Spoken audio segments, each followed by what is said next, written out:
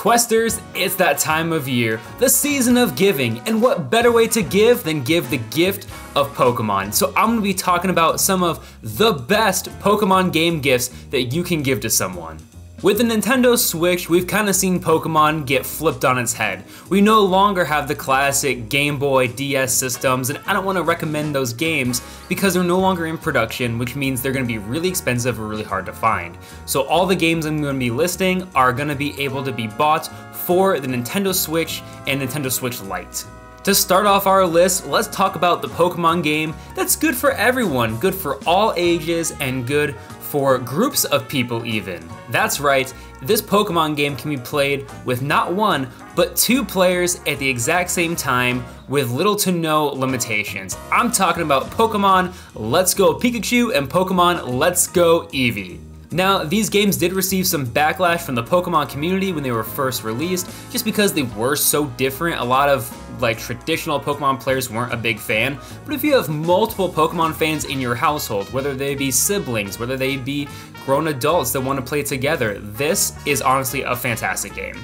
Because, like I said, you can play with two people, you can actually shake a second Joy-Con and player 2 gets added in. And it's not just some silly, oh, player 2 can go pick up some items. Player 2 does get to run alongside the main player, and they also get to have a Pokemon following behind them, as well as they get to engage in every single Pokemon battle, whether it's the Elite Four, whether it's a gym battle, whether it is a wild battle, or someone just catches your eye. You can play two-player throughout your entire journey. And it actually makes catching Pokemon even easier because Pokemon Let's Go Pikachu and Let's Go Eevee uses the Pokemon Go kind of style where you have to use the Joy-Con to throw the Pokeball at your screen. Having two players allows you to have these catch power-ups, which means you can catch Pokemon a lot faster and a lot easier. So this is a great game for very casual Pokemon players or for people looking to get back into it or start playing Pokemon for the first time.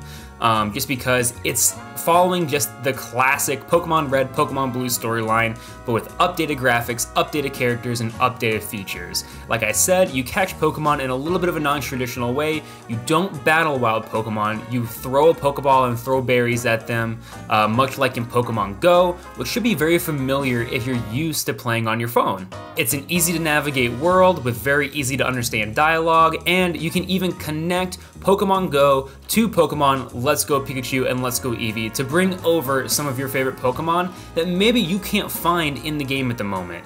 And that also makes it really easy to be able to complete your Pokedex so that you don't have to rely on the internet trading and things like that, or finding someone with that game to trade with you. Another great Pokemon game that's easy to get into and easy to play for all ages is Pokemon Mystery Dungeon DX.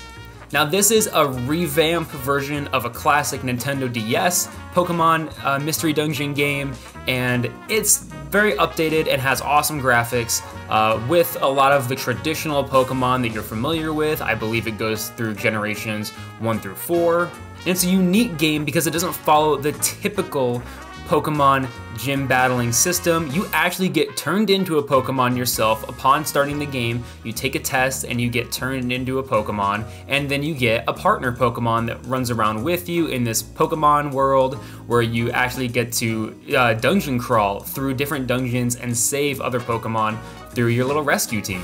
This is a great game for any gamer that is very much into storytelling gameplay, as well as just kind of really simple battle mechanics that is mainly sparked by adventure and this teamwork type of thing, because you still have to build Pokemon teams. They just don't have the level of difficulty that gyms might have, or it's not as strategic. It's very okay, I know I'm going up against this legendary Pokemon, I know I'm going up against this type of Pokemon, let me just bring the Pokemon I know are going to be good for this area, and then bam, call it good. This one, I would say though, be a little bit cautious about who you give it to because it is so story driven. The ability to comprehend reading and being able to understand basic navigation in an area is kind of necessary. And speaking of games for the little bit more advanced gamer, let's look at Pokemon Legends Arceus. This was one of the most ambitious games when it came out.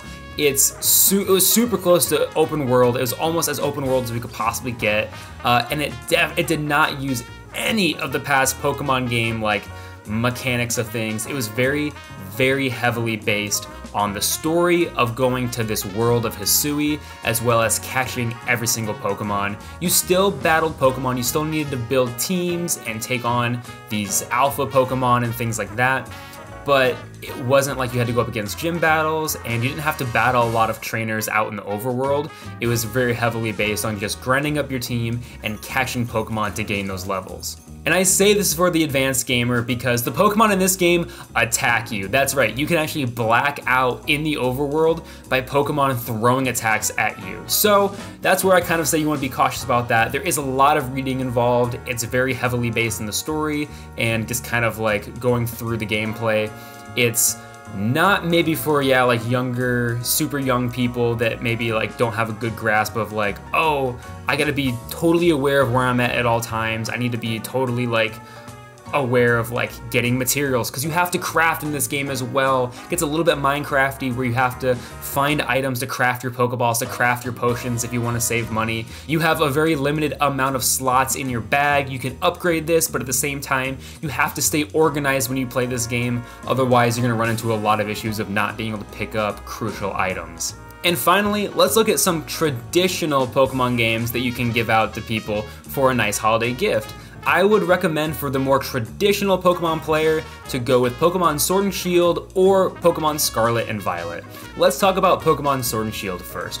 Pokemon Sword and Shield was the first Gen 8 game to be released on the Switch, and it was more so for like the traditional Pokemon experience. You went through the gyms, it had a game gimmick, it had new Pokemon, but some of the cool things about it was that it did have overworld Pokemon, which are very cool to see. You could see your Pokemon. It had a traditional route system where you would go from like Route 1 to Route 2 to the city. It definitely follows a linear path. It doesn't require a ton of reading. There's like obviously a little bit of storytelling involved, but it's very traditional on you follow the path, you go to the gym, and you just kind of keep progressing. And luckily in Pokemon Sword and Shield, the path is pretty much straightforward. There's not a lot of like variations on where you can go. They keep you pretty in bounds throughout the game, so it's great for honestly all ages of people that want to get into the more traditional Pokemon games. I would recommend maybe for an additional holiday purchase or an additional purchase down the road, getting the DLCs for the Isle of Armor and for the Crown Tundra, just because they offer up more Pokemon, more gameplay experiences, and just kind of, yeah, like more things to do. They're very unique, and you can play them at any time in the game. So if you just buy the game and then you get the DLCs immediately, you don't have to wait till the post-game to go to these areas. You can go right away and start getting really cool, unique Pokemon right off the bat.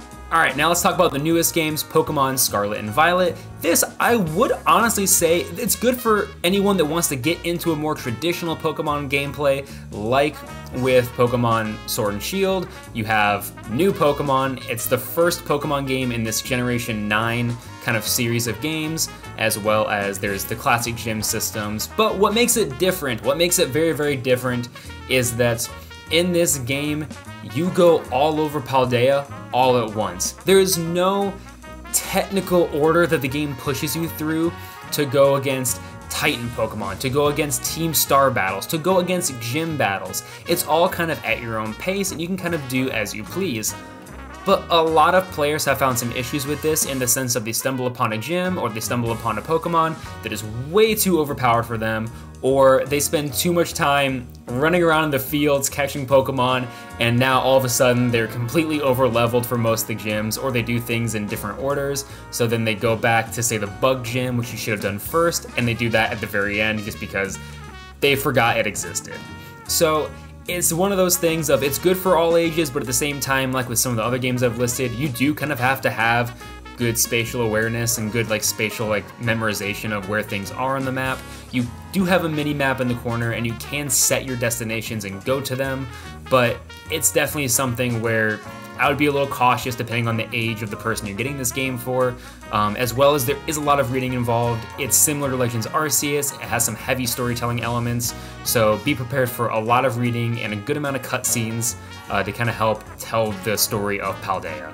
And that's all in this Delibird's bag of Pokemon gift ideas. I hope this helps this holiday season, and I hope that even if you don't know much about Pokemon, you now have some good knowledge of what Pokemon games you can buy for someone that is a huge Pokemon fan in your life. Remember to subscribe to the channel to stay up to date on all things Quoorn's Quest, and check out some of my other game reviews I have down below. If you want to continue getting into more Pokemon games, such as ROM hacks even. I hope you enjoyed. Please leave a comment down below, let me know what you thought of this video, and as always, happy questing, y'all.